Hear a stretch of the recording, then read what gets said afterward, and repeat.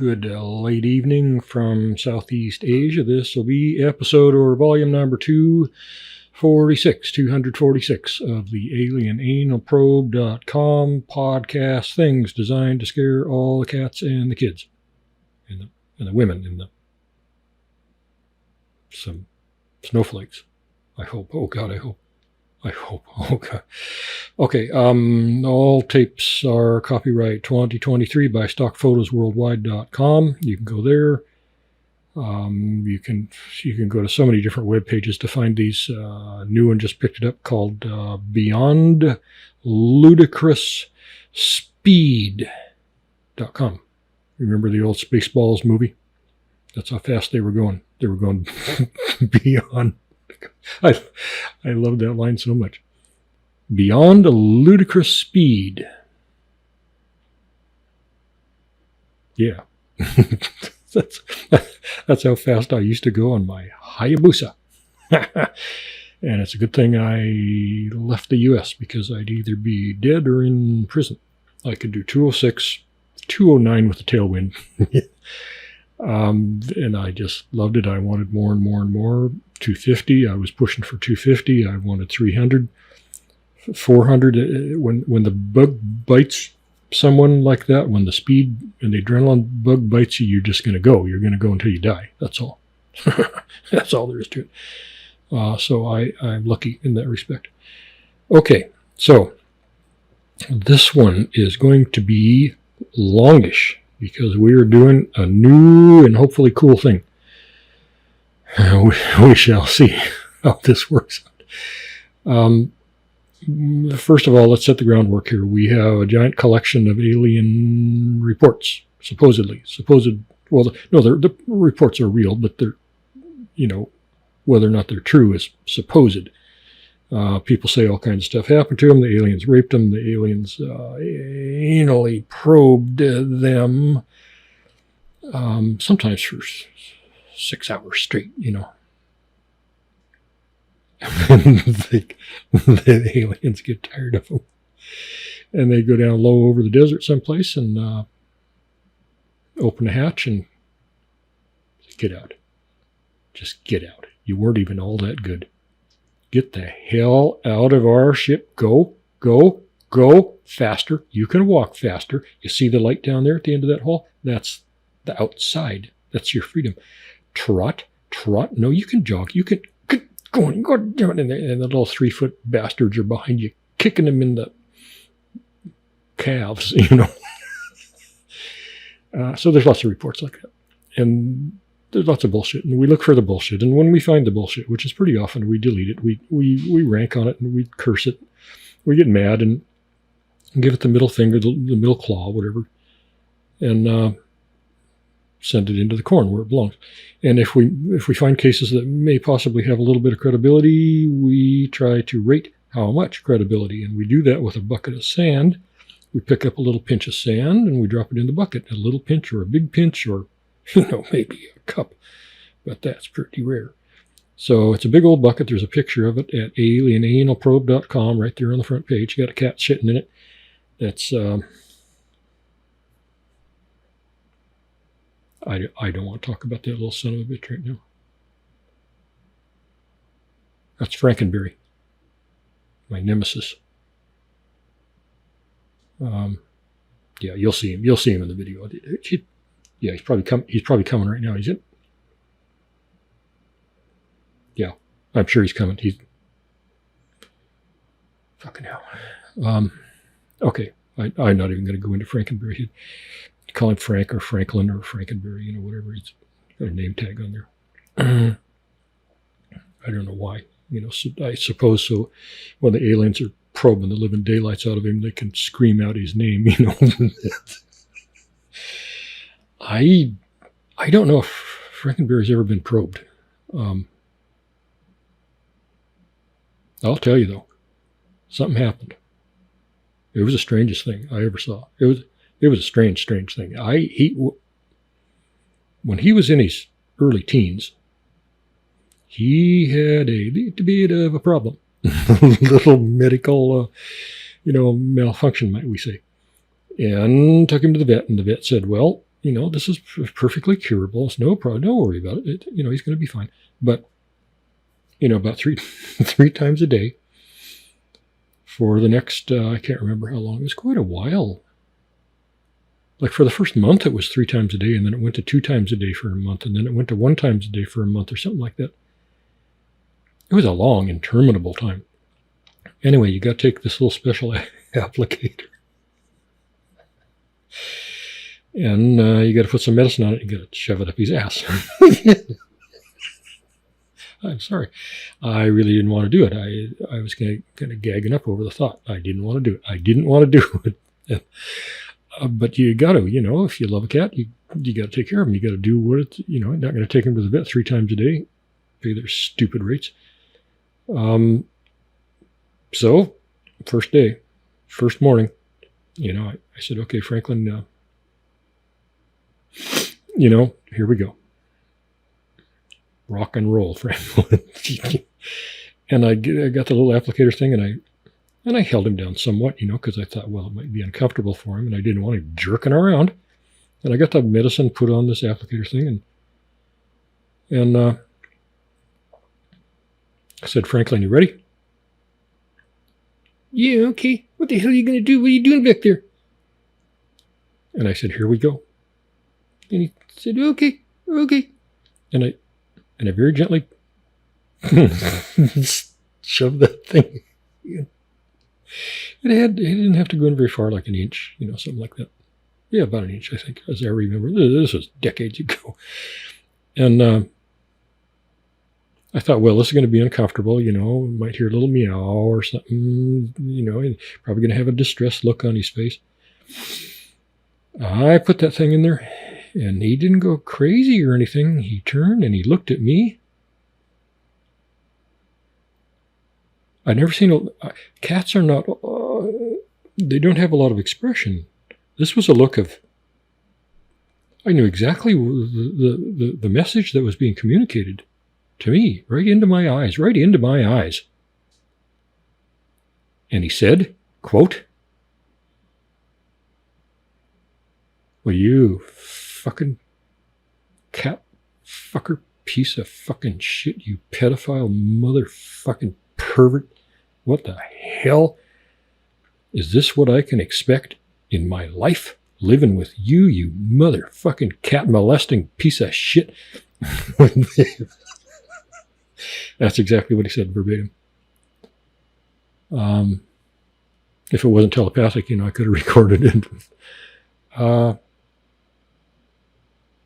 And I pulled it out, and I said, okay, Franklin, I'm going to give you a little time. You got to think about this. You got to come to grips with this. And I don't think we did anything that day. And the next day I tried it again, and he just, it wasn't that message again, because he already knew he had communicated that I was a cat fucker.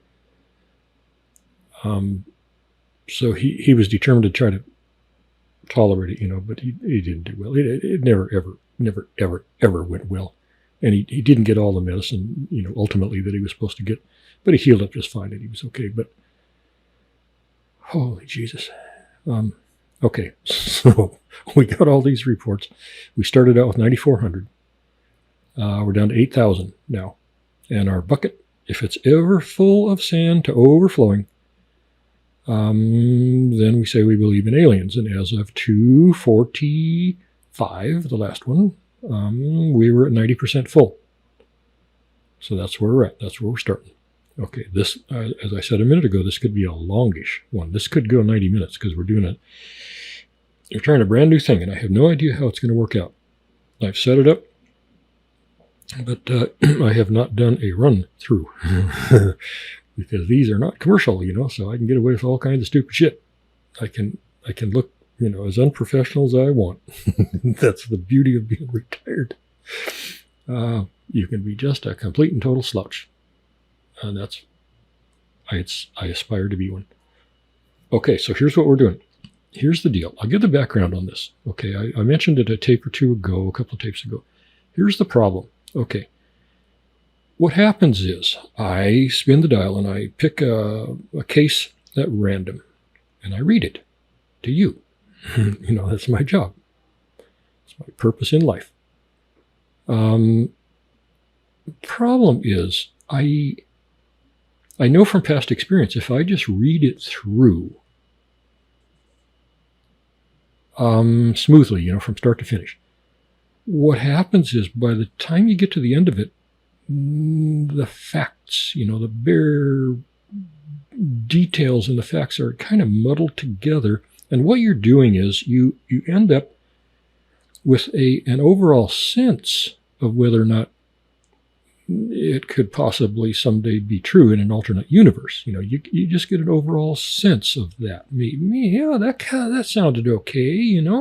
Okay, maybe that really happened, and then, or no, that's bullshit. You just get this overall thing.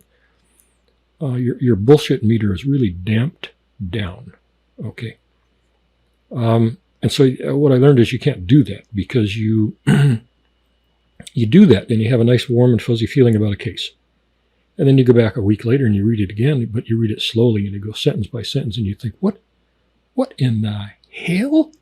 Why did I give this thing any credibility? Well, this is bullshit. Look at this line. That's bullshit. Look, there's lying here. Positively for sure, they're lying. And this couldn't possibly happen, like that. So the point is that when you read them through smoothly, you're getting an inaccurate assessment of that case. You have to go line by line. You have to. And I tend to do this thing like a baseball game. 1 strike, 2 strike, 1 ball, 2 ball. One strike. All that hurt your credibility there, paisano. And then you go along and shit, there's 2 strikes. Oh, there's 3, 4, 5, 6, 7 strikes. And at some point, you just call bullshit on it, and you say, okay, into the corn, asshole. The problem with that is, and I think this audience knows that pretty well. When I do that, I think some people are pissed about it. When I do that, okay, I go a sentence and a half, and something catches my attention, and I stop. And I say, well, that's bullshit. That's bullshit because, okay, and maybe I'll run off the rails and I'll tell some stupid story that nobody wants to hear. Well, some people do, actually. So, how to explain it? You need to hear the entire report from start to finish without any interruptions. Because if I do it, I end up fragmenting the report so badly that by the end of it, you might not even know what in the hell the report was about. Okay, that's the problem. That's the crux of the whole issue right there. Ideally, in a perfect world, I might have an administrator. I had one, name was Lucy. She couldn't speak English very well, so she sucked and she went out the window with the cat. 26 floors. The cat came back. Lucy didn't. I don't know what happened. Cops said, don't worry about it. Third world country, Okay. Ideally, in a perfect world, you would have someone with a really nice voice, and they would sit there, and you would pull up a case, and they would see it on their screen, and they would just read it smoothly without any smirking or stupid comments or, chortling or stupid shit like that. They would just read it to you, like a bedtime story, And then they would shut the hell up, and then I would take it and read it and go through it line by line and pick its carcass to bits and smithereens.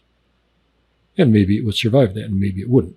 But so what I've done is text to speech these days is getting really, really good. I'm really impressed with it.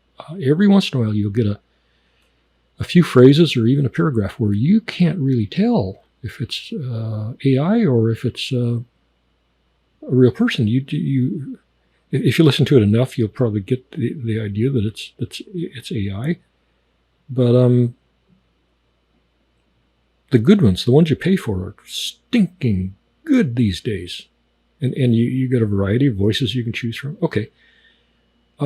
Since we don't know if this is even going to work or be appealing or anything else, I've got a free one.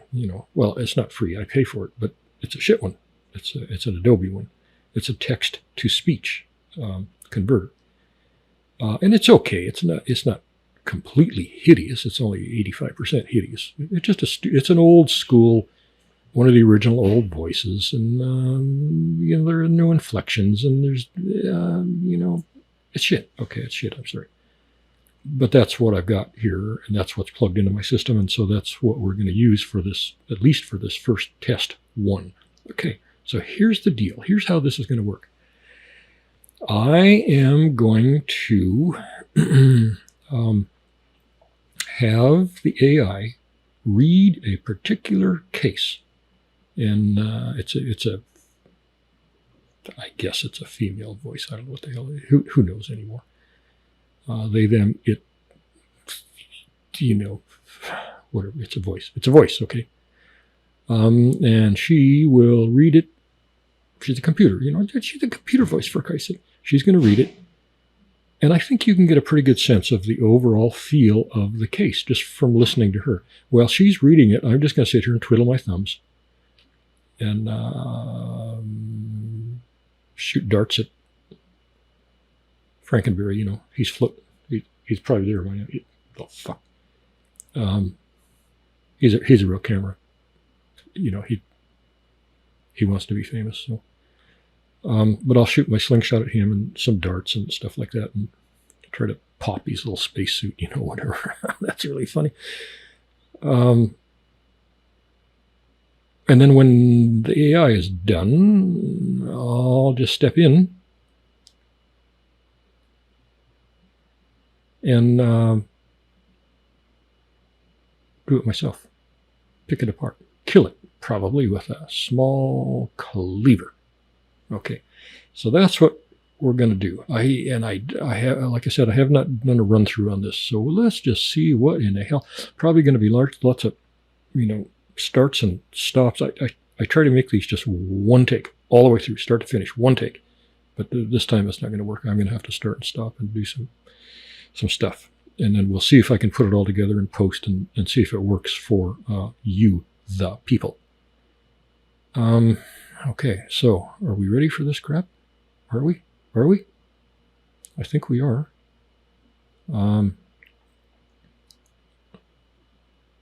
Okay, I don't want to reroute the signal while the AI is speaking, so while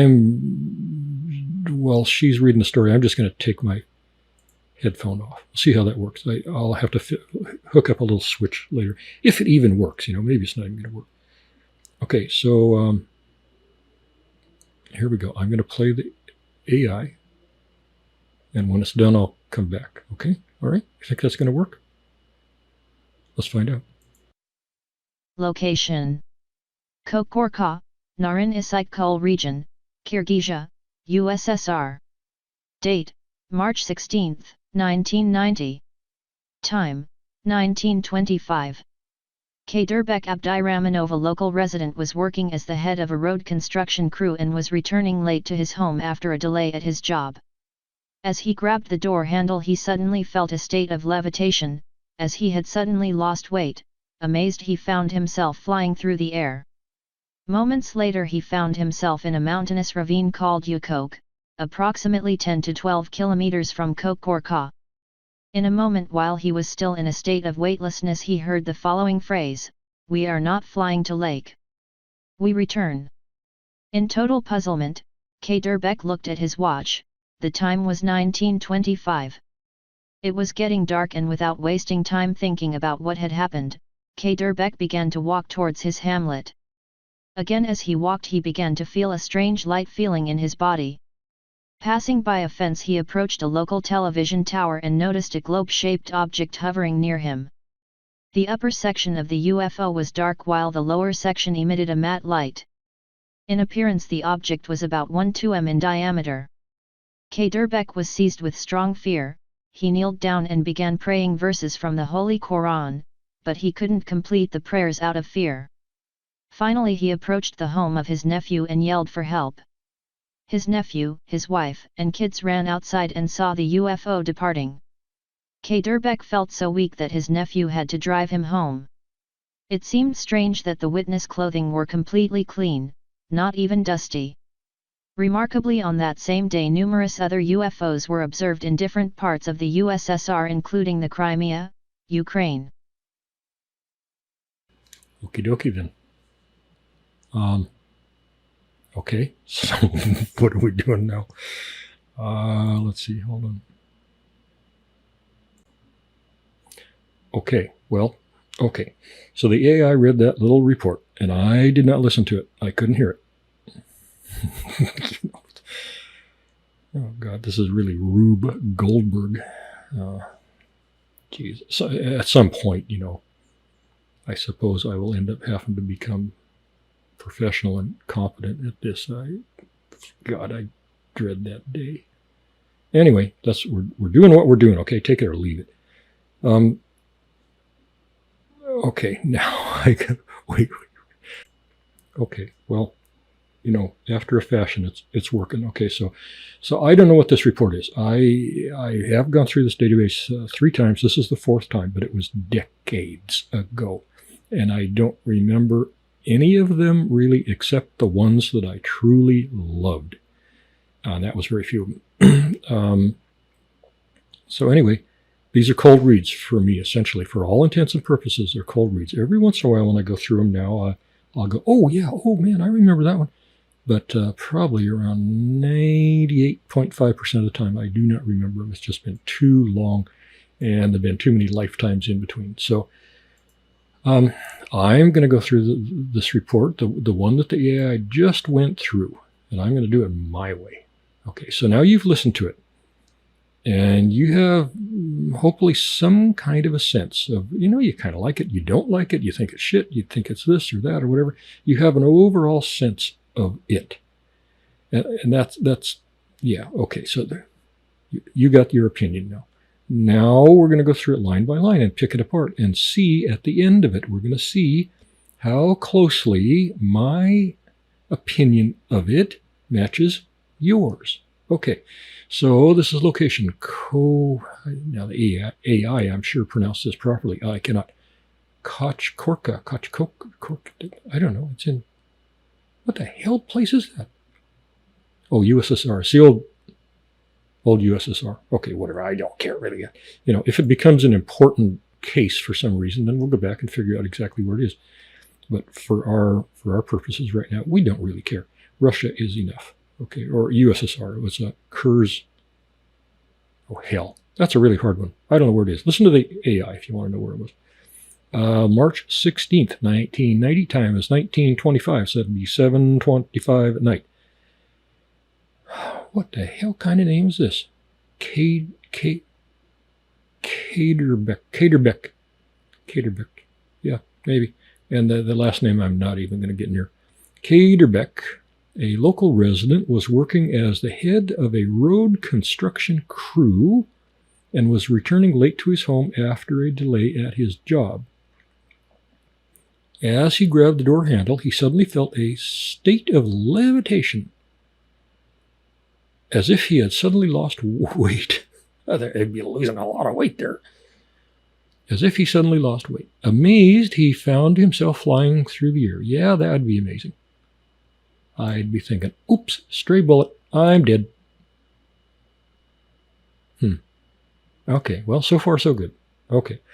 Moments later, he found himself in a mountainous ravine called Ukok, approximately 10 to 12 kilometers from Kochkorka. Jesus.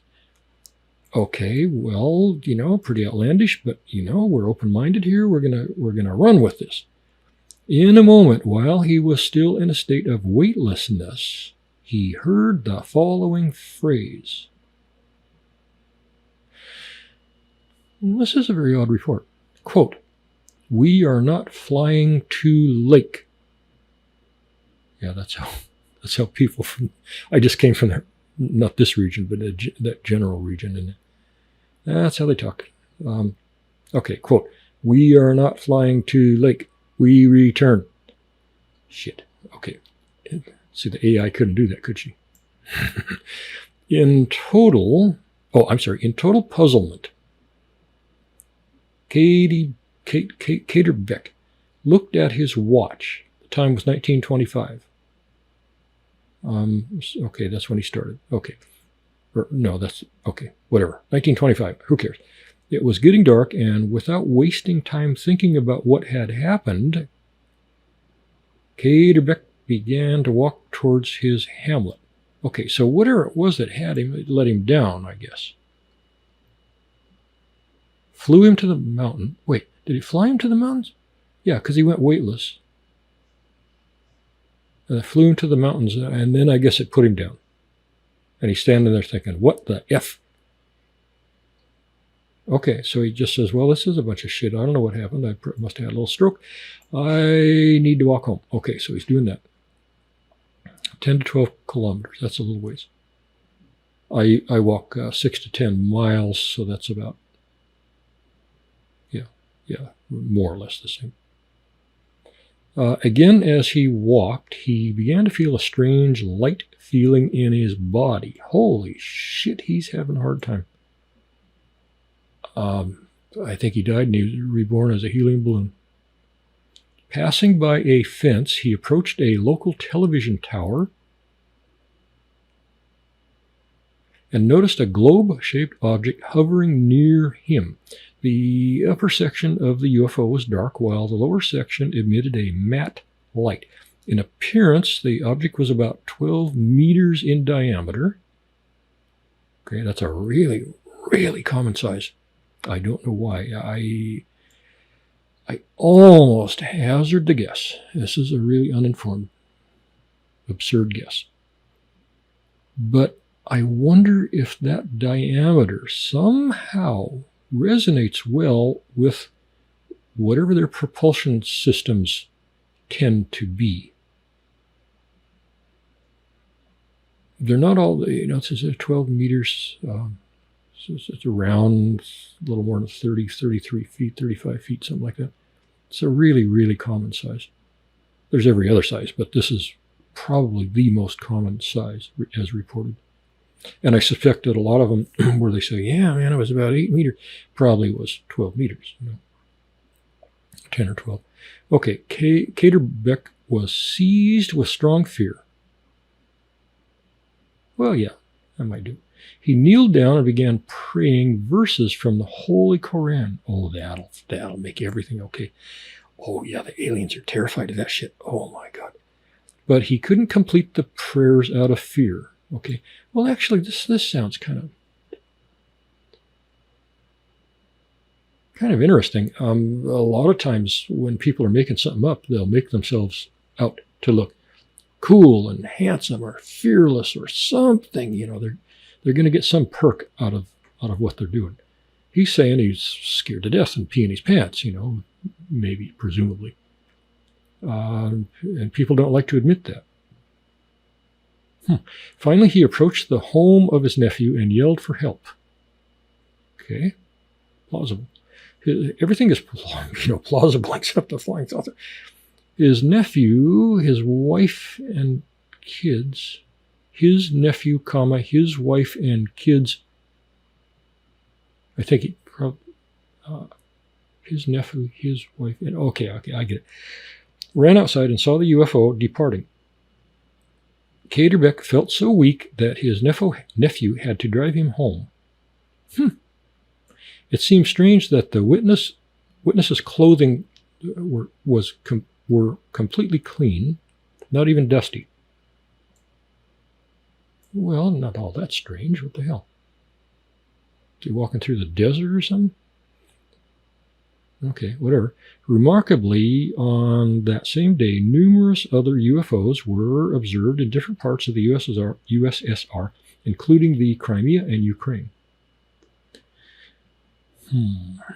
Okay, so that's what the AI read to you. And now,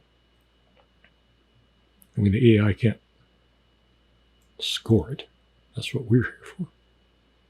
I sort of like it. I traditionally don't like stuff from that region.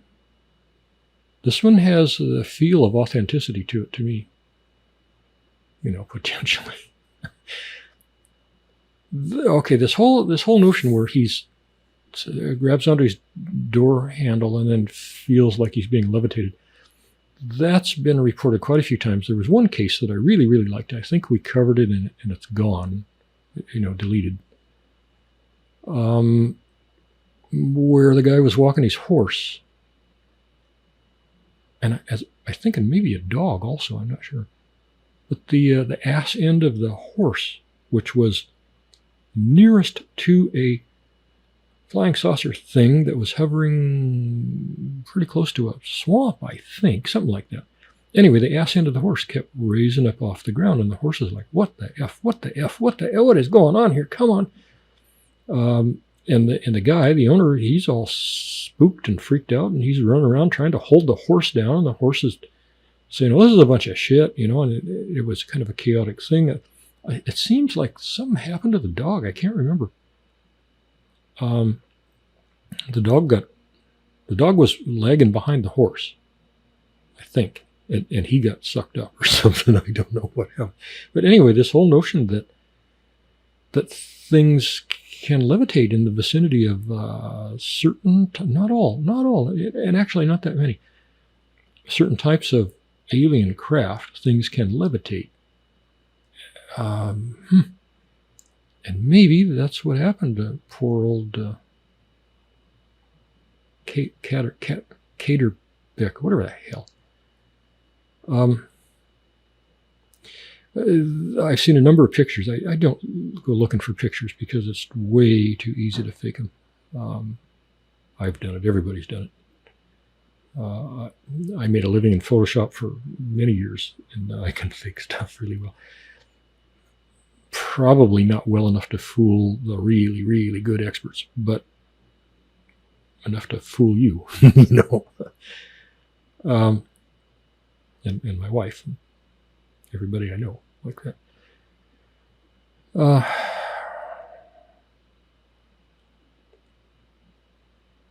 So the point was going to be that I've seen a lot of pictures of so-called UFOs, flying saucers, whatever the hell, and they're over the water. And usually they're pretty close to the water when this is depicted. And maybe they're coming down to the water, maybe they're going up off the water, but they have a long trail, well, a short trail or a long trail. They have some kind of trail of water, like a little water spout that has formed underneath them. And some of them don't seem to do that at all. And I attribute that to different types of propulsion. But some of them do apparently seem to do it. There's no point in going and looking at the pictures because you will never, ever, ever know which ones are fake and which ones aren't. So what's the point in looking at a bunch of fake pictures? There's no point in it. I don't even look at them at all. Only when somebody shoves one under my nose, oh yeah, well that was cool, But anyway, I've seen a number of these UFO things with a water spout looking kind of a phenomenon underneath them. And I wonder if that's because they are sort of incidentally sucking stuff up, and the only stuff that's around is water, so they suck that up. I don't know, but there's something to it there. I know a lot of people have looked at this a lot more closely than I have. So it's interesting that he says that, and the notion that he sort of went blank and then like cut scene. Next thing he knows, he's whatever he said, 10 to 12 kilometers away. That's reported really a lot.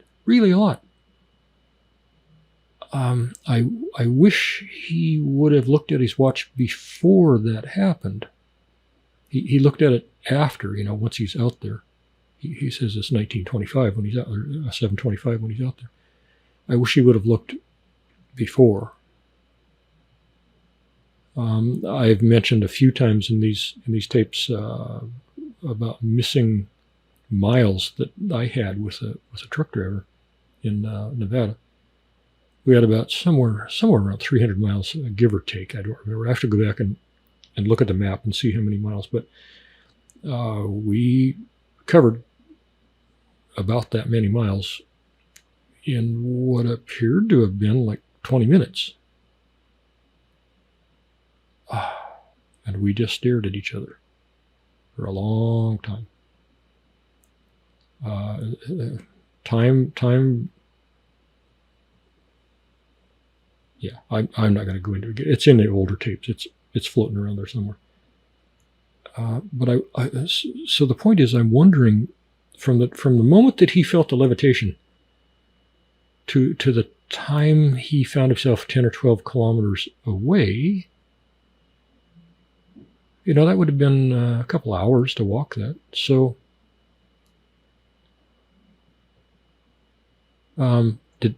did time pass or not? That's the question. Okay, so I like it. I'm going to give it some credibility. I'm not going to wish it into the corn. How much credibility can we give it? I can give it quite a bit. Really, I can give him... it's got a good feel to it. My alarms aren't going off. I'm going to give him half a teaspoon of sand. Yeah, and that's quite a bit. Normally I dole out like a grain, or less. Half a teaspoon. That's really a lot. That's really, really generous because I am just that nice. Whoops, what'd I do? Oh, I screwed something up. No. There we go. Okay. We're gonna pause for a second here till I get this next one straightened out, ready to go. Okay, so the next one is Krasnodar, Russia. I'll let the AI read it in just a second. Let's see, how long is this thing? It's a little longer than the last. Oh, yeah, it's about 2 or 3 times long as the last one. So we'll see how this longer test goes. I mean, if this works out, I'll go get a decent voice, obviously, and set this up so it's just a matter of pushing some buttons here and there without all this, monkey motion screwing around, starting and stopping and all this shit. Anyway, okay, so I've got too many apps going here. Something's going to crash. This is Windows, so you know damn well something's going to crash. Okay, so here is that report. I'm going to start it, make sure it's going to play. Location. Yep. Okay. Location: Krasnodar, Russia. Date: March 17, 1990. Time: 1700. The witness was walking along a fenced field when he suddenly heard the unnatural barking of a dog that came running by him and dived under a concrete wall. Wondering what had frightened the dog, he looked to his right and noticed about 10 meters from the road, above the grass and at about half a meter up, a huge transparent soap bubble. It was covered with all the colors of the rainbow and it was slowly approaching the witness position. The sphere stopped about 6 meters from him and he began to grow turbid and was unable to move. The surface of the sphere resembled a cellular structure of a 3-sided trihedral. The sphere stood still inches above the grass. Terrified, the witness wanted to run away but could not move a muscle. Suddenly on the surface of the sphere a slot-like aperture became evident. Pink light twinkled from inside. From the aperture a silvery blue mannequin slowly came out and approached to within a meter of the witness. It was taller than the witness and slender, wearing a seamless metallic suit. On the center of its massive head it had what appeared to be a large round eyepiece. The witness could not see any movement inside the dull visor. The witness then heard a soft whistle and something picked him up, switched him into a horizontal position and then he floated into the sphere. Inside the sphere all the fear seemed to melt away. He experienced a feeling of ecstasy. He was surprised to see that the interior of the object was far larger than what it appeared from the outside. As the floated just above the floor, a figure wearing what resembled a motorcycle helmet floated rapidly towards him. A similar helmet was placed on the witness's head. At this point he heard inside his head a squeaky voice. It said that they meant no harm, that they just wanted to have a talk with him, if he agreed. The witness attempted to float down to the floor but was unable to reach it. At this point he was allowed to ask several questions and before him a large silvery screen appeared. He saw on it the image of our solar system. He briefly explained the Earth rotation around the Sun and its relationship with the other planets. He also attempted to explain Earth's basic system of calculation. He also explained the purpose of societies and the role of the United Nations. After a while the helmet was removed from the witness, he then floated out an open slot and into the road. The opening on the sphere then closed. Then it began to brighten, it acquired the tint of a shiny mother of pearl and its transparency. It then sharply shot upwards and in a matter of seconds it disappeared into the sky. He arrived home pale, and began to vomit and suffer from terrible muscle spasms. He suffered from general weakness and fainting spells for a week after the encounter. He further described the interior of the ship as having continuous rows of screens resembling small squares, similar to glazed tiles. Periodically he would see symbols or writing on them resembling Chinese. The humanoids appeared to be able to control these panels by hand movements only. He was astonished to see his thoughts also appear on the screens. Everything he spoke was duplicated by the humanoids, which never took off their diving suits or helmets. They moved by sliding just above the floor, they appeared to have one dual foot. He saw a total of 3 humanoids. Their outer appearance seemed identical. Okay. So this will be a cold read for me. I couldn't hear the AI there. Essentially a cold read, you know. It's like somebody asks you, what did you wear to go to school on May 3rd, you know, when you were 7? You know, well, you don't know because it's just been too long. Okay, so here we go. Let's see what I come up with. Krasnodar, Russia. March 17th, 1990. Time is 1700, 5 o'clock. The witness was walking along a fenced field when he suddenly heard the unnatural barking of a dog. Okay. That came running by him and dived under a concrete wall. Unnatural barking of a dog. Well, I can imagine all kinds of crap, you know. Unnatural. I don't know. Maybe just been probed, you know. Okay, wondering what had frightened the dog, he looked to his right and noticed about 10 meters from the road, above the grass, and at about half a meter up, a huge transparent soap bubble.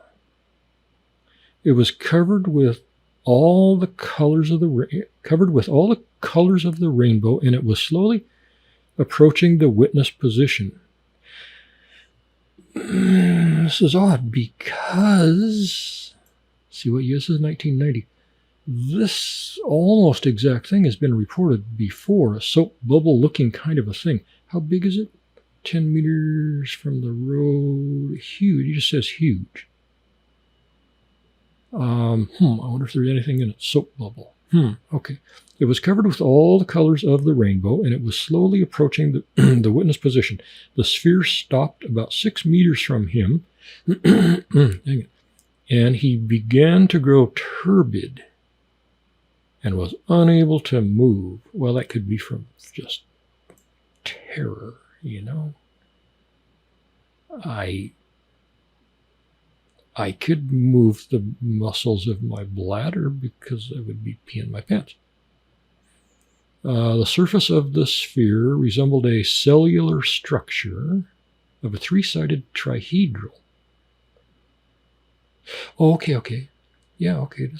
That's kind of weird. I was thinking really round bubble.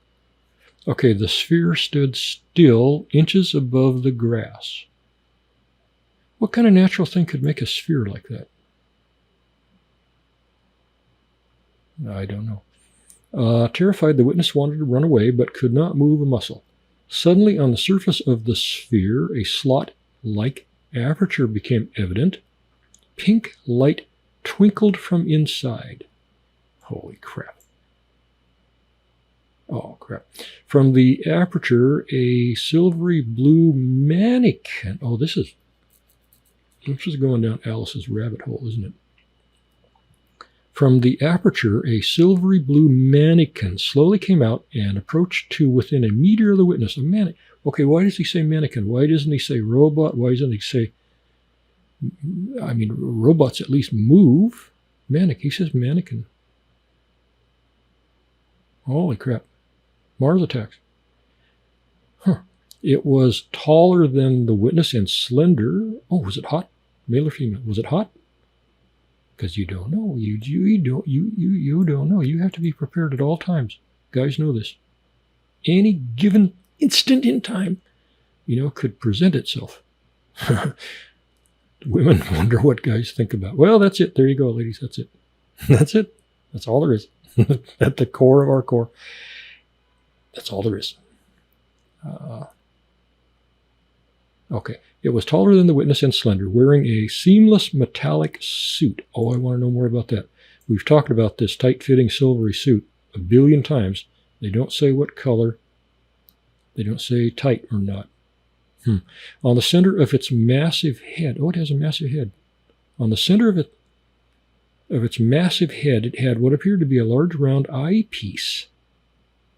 What? Oh, so it really is robotic kind of a thing. I'm thinking there's a translation problem here. I think when he says mannequin, I think they're probably really thinking robotic. Okay, on the center of its massive buffalo head, it had what appeared to be a large round eyepiece. The witness could not see any movement inside the dull visor. Why would it have a visor? If it's a robot, robots don't need visors. If they got a camera in there of some type, you just, there's probably maybe some filters on the lens or something. You don't need a visor. The witness then heard a soft whistle, and something picked him up, switched him into the horizontal position, and then he floated into the sphere. That's kind of the protocol for a lot of guys in their dating life, That's how it works. Inside the sphere, all the fear seemed to melt away. Well, good. Shit, they're gassing him with something. He experienced a feeling of ecstasy. Yeah, they gassed him. That's all. They just gassed him. He was surprised to see that the interior of the object was far larger than what it appeared from the outside. And that, again, is really commonly reported. It's reported too commonly to ignore it. I'd like to ignore it. Quantum physicists could go a little ways in explaining that, probably not very far. They probably have secret theories, but when I used to read these about this happening, I just said, oh yeah, bullshit, bullshit, bullshit, bullshit. Into the corn, slime queen, into the corn. And it's funny, as I get older, I pay much less attention to some things and much more attention to other things.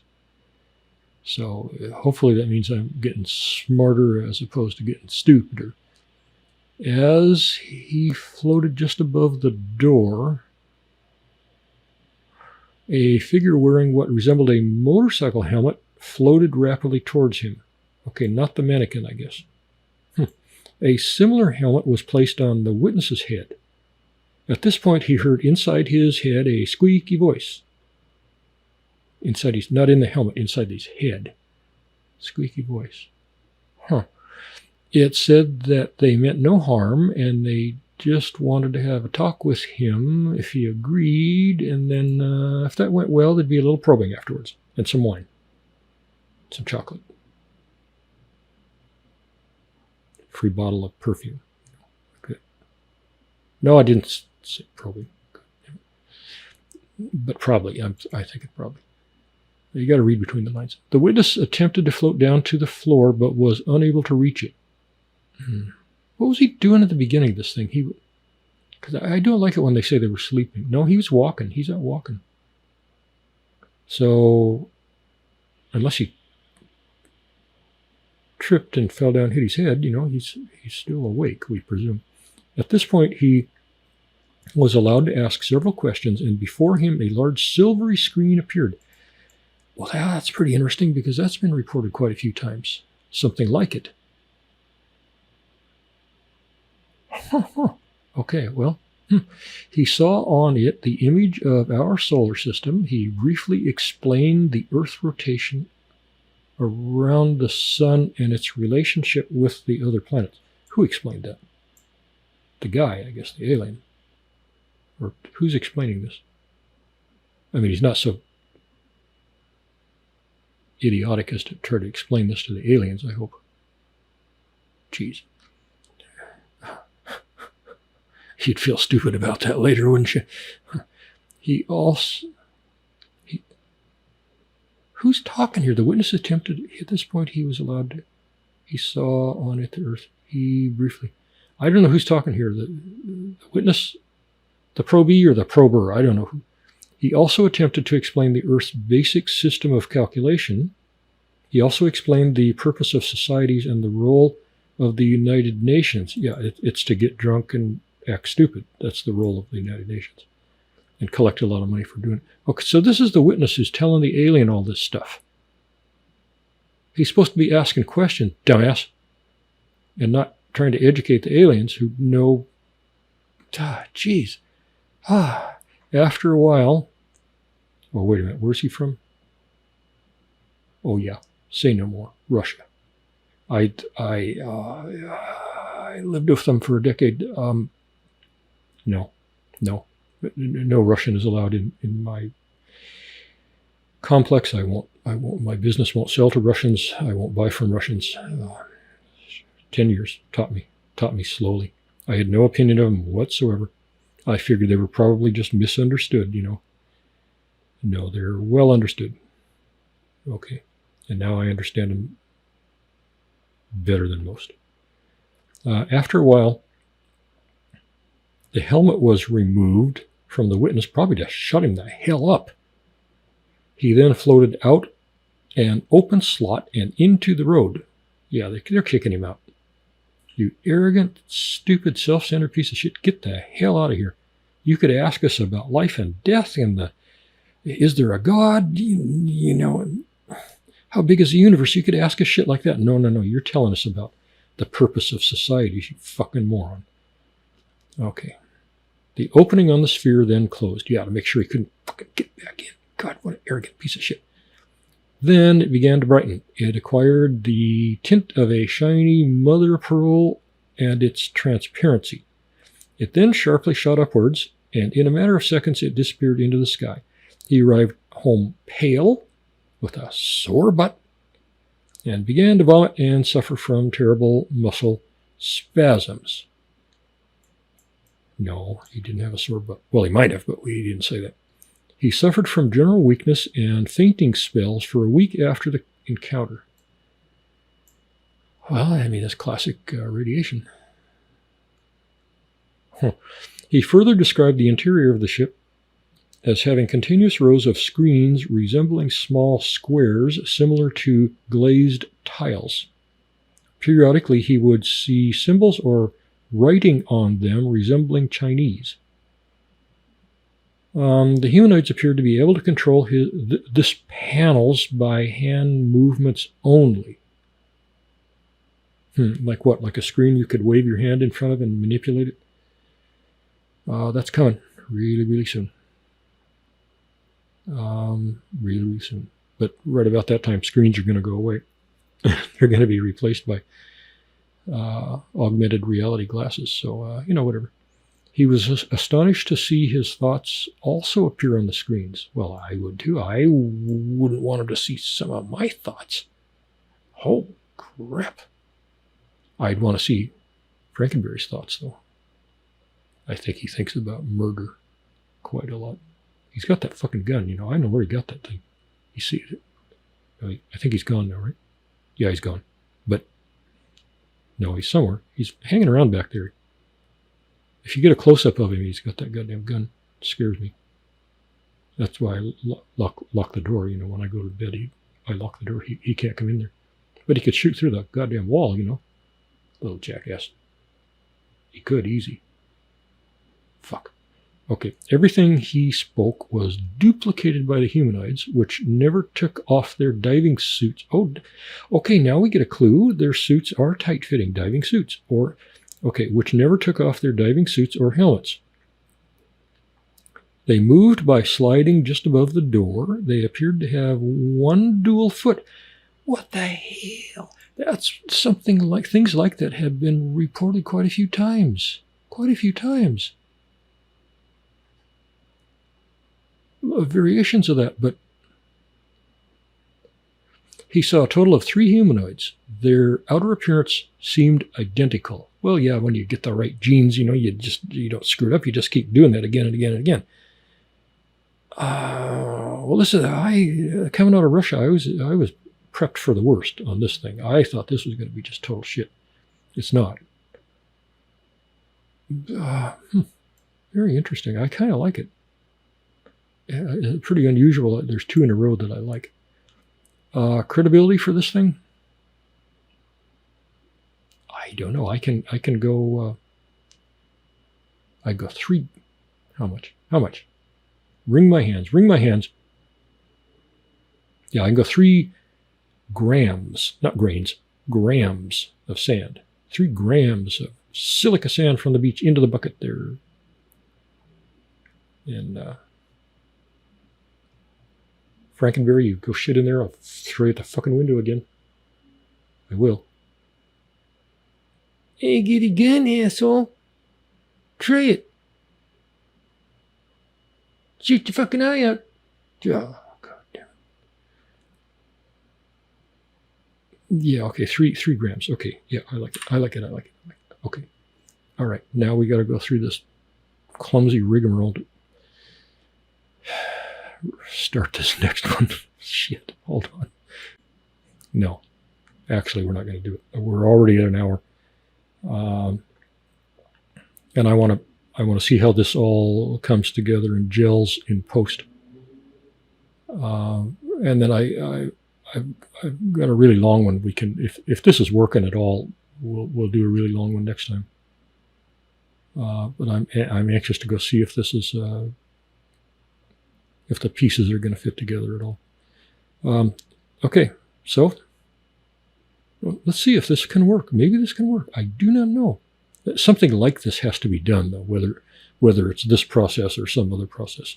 People need to get a clear read without my stupid interjections, I mean, there's a time and a place for stupid interjections, but in the beginning is not the time. They need to hear it clearly all the way through, one smooth pass. So let's see. We'll see how it goes. Okay. So this is, yeah, okay, whatever. What? Jeez. Alrighty then. Thank you very much. And good evening. Who was that used to say that? Hitchcock. Alfred Hitchcock. He used to say, he used to walk on a little stage thing before his little half-hour series designed to scare the shit out of us kids. And he would say something like, "Good evening," something like that. And then already we were creeped out. It didn't take much to creep us out in those days. Okay, thank you very much, and good evening, and good night.